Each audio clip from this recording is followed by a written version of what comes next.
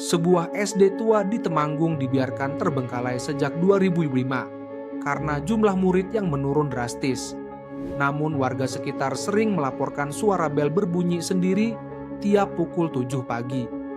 Tak hanya itu, suara langkah kaki kecil, suara guru mengajar, bahkan derit pintu kelas terdengar samar dari lorong utara sekolah.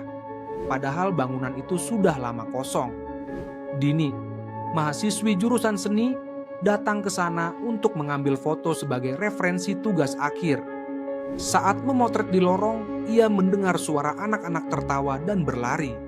Tapi lorong itu benar-benar kosong. Tiba-tiba di layar kameranya muncul bayangan anak kecil berdiri membelakanginya.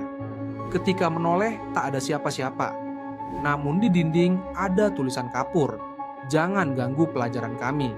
Dini pun langsung berlari keluar dan tak kembali lagi. Menurut warga, dahulu terjadi kebakaran hebat saat ujian akhir semester.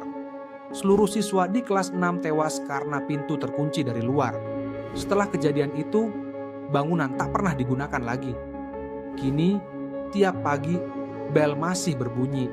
Suara mengajar dan langkah kaki masih terdengar. Para arwah itu, konon, terus belajar tanpa sadar mereka telah lama tiada. Dan siapapun yang mengganggu akan dianggap sebagai pengganggu kelas. Kalau kamu suka video ini, like dan share ke teman kamu. Dan agar kamu gak ketinggalan cerita misteri lainnya, silahkan di follow TikTok, Instagram, dan subscribe YouTube Ruang Misteri Senja.